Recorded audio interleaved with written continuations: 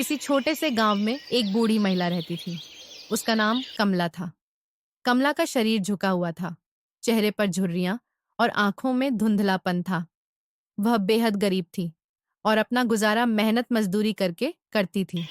उसका एकमात्र सहारा उसका बेटा अर्जुन था, जो मेहनती और ईमानदार था। अर्जुन के दिल में केवल अपनी माँ के लिए प्यार और अपने सपनों को पूरा करने की लगन नहीं थी, बल्कि उसके दिल का एक कोना सीमा के लिए धड़कता था। सीमा गांव की सबसे सुंदर लड़की थी। अर्जुन और सीमा बचपन से अच्छे दोस्त थे। उसकी बड़ी बड़ी आंखें और मोहक मुस्कान हर किसी का ध्यान खींच लेती थी। अर्जुन, जो कि सीमा से बेहद प्यार करता था, एक दिन सीमा से कहता है, सीमा, तुम्हें पता है, जब मैं अपना खेत बनाऊंगा तो सबसे पहले तुम्हारे लिए एक गुलाब का बाग लगाऊंगा।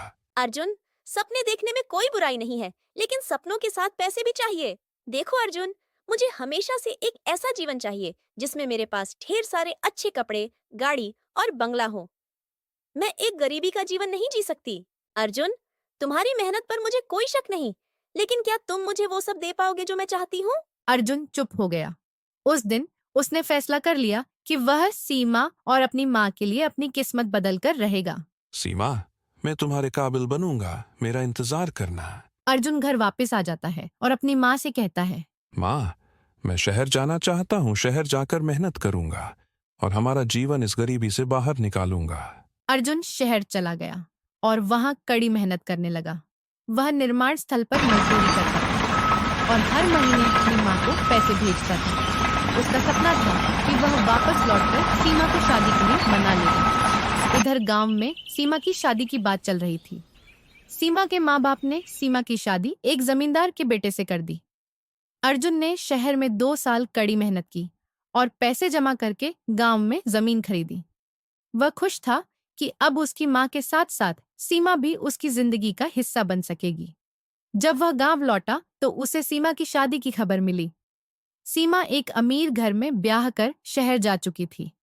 यह सुनकर अर्जुन के दिल पर गहरा आघात लगा। माँ, सीमा ने ऐसा क्यों किया? अर्जुन, सीमा के सपने हमेशा अमीरी के थे। वह तुम्हारे प्यार को समझ नहीं पाई। बेटा, जो चला गया उसे जाने दे। तेरा सपना तो अपनी जमीन और खेती का था। अपना ध्यान उस पर लगा।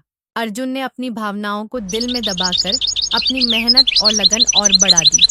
उसने अपनी माँ के लिए एक छोटा सा घर बनाया और खेती शुरू की। उसकी फसलें अब लहलहाने लगी थीं। 5 साल का समय बीत गया। एक दिन गांव की सड़क पर चलते हुए अर्जुन एक लड़की से टकराता है। वह सीमा थी। सीमा, तुम यहाँ कैसे? ये क्या हालत बना रखी है? आंखों के नीचे काले गड्ढे, चेहरे पर झुर्रियां, सब ठीक तो है? अर्जुन, मुझे माफ कर दो। मैं तुम्हारे प्यार को समझ नहीं पाई और पैसे के लालच में अंधी होकर उस रमेश से शादी कर ली।